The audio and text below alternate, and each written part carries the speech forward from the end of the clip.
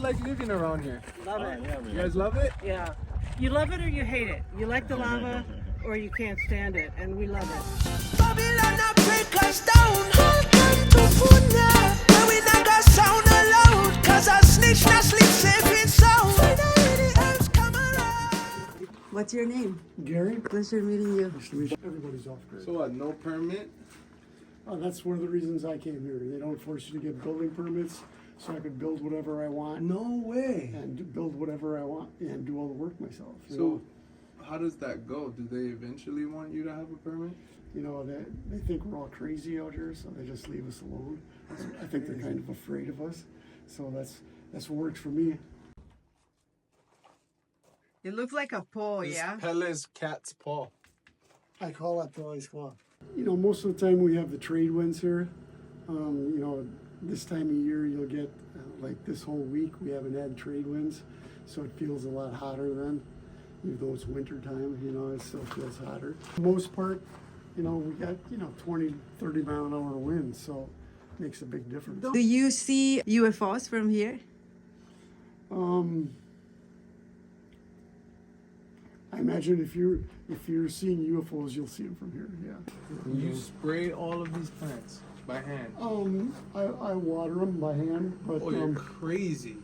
well, I got to do something. You're a photographer. I got to watch creation in progress. Wow. It's an incredible thing. I feel privileged to be able to live here and witness that. So yeah, this was the leading edge of the flow that burned my house down. All of this was moving when I took this picture. When the lava goes over vegetation, it creates a methane gas. When that escapes into the air, it's ignited by the lava, and it will either flare like this, or sometimes it will explode. I could hear those methane explosions for about a week as I was coming towards my house. Or was it like boom? It depends. It could be either like a little firecracker or a quarter stick of dynamite, depending on how Wow. much gas was coming through. Wow, that's sketchy. And so, yeah, these are some flaring of that methane gas. And you can see this heart here. Oh. Pele loves me. So this was a week before it burned my house down. It cut off my road access a week before it burned my house. So I had my vehicles out. I sold all the tools out of my shop, pretty much. And I didn't have much of anything else. So then the lava was in my yard for about 12 hours, just very slowly coming towards the house. The wind is blowing all the smoke away from the burning trees. Wow. It was a full moon out. It was incredibly beautiful as house burnings go. That is beautiful. But I knew when I built here that it could happen. I knew a month before. I like that mentality, man. So, it's not like most house fires where you're lucky to get out with your life. Yeah, that's true. So it started on fire at 3 o'clock in the morning. It burned to the ground in less than one hour. No way. 45 minutes about. Burnt. And so this is about 2 hours later as it's getting light out. You see that lava is very thin. It has that crust on the surface. My metal roof is on top of that crust. Well, the lava keeps flowing underneath that crust, inflating it up in the air for about a week until there was 15 feet of lava where the house was. So it inflated the roof right back to where it used to be on top of the 2-story structure. Wow. And maybe you noticed the rusty metal on the upper side of my driveway when you came in. That was my neighbor's house that burned 4 months later. Another one burned a couple months after that on the other side of the highway. Got within 30, 40 yards of quite a few of the houses in the subdivision. Stopped flowing here, moved about 2 miles out. I was going in the ocean out there for 2 years. Wow. So it's always changing, always doing something different. Where the lava comes out of the ground, that steam plume has sulfur dioxide, which creates sulfuric acid in the air. When it goes into the ocean, when it goes into the salt water, it creates hydrochloric acid in the air.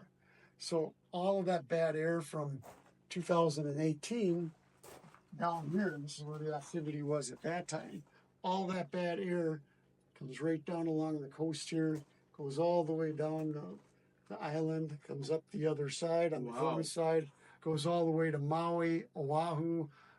It can go all the way to Kauai at times. Wow.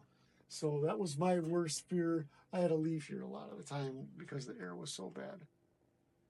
I think I might have done some permanent damage to my throat a little bit, but Wow. from being here. But I would wear a respirator with canisters specifically for the acid when I was out there.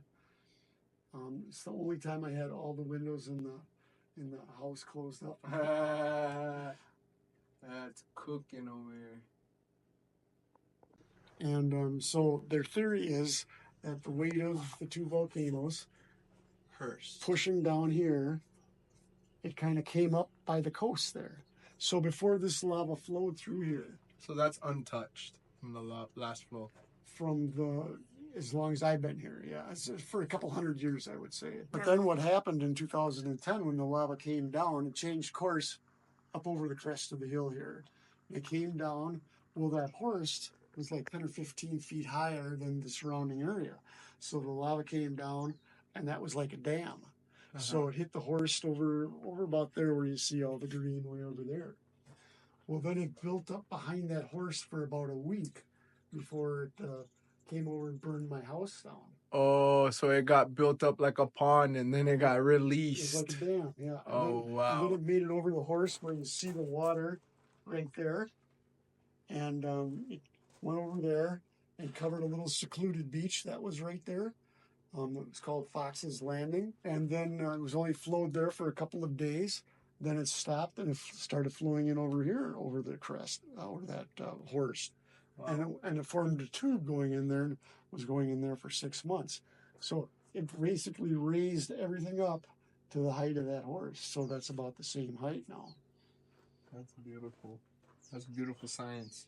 So I put this poster together along with the map to explain how the volcano itself works. It's all for Kilauea Volcano.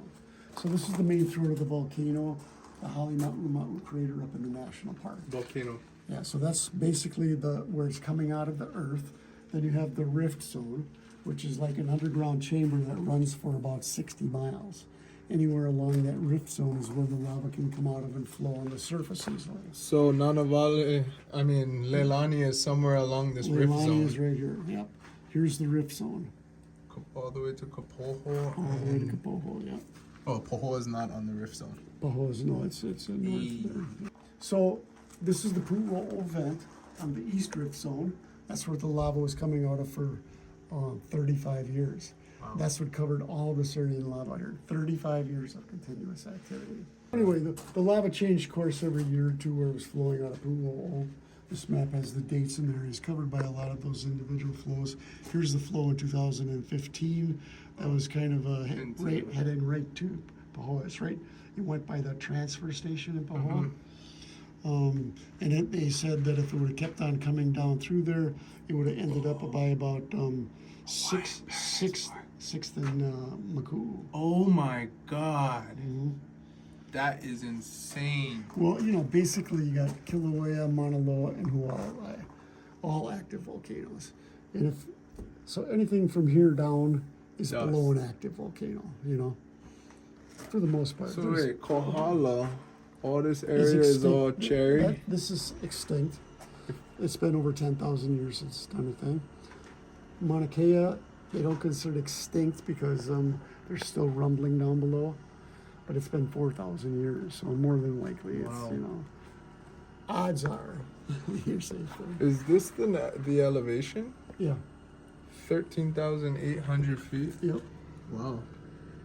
And Mauna Loa is just a little bit shorter than No way. that. Yeah, so I think it's like 75 feet or something. What? 13,678. How does that even? Oh, I guess it's 130. Wow, I didn't know that.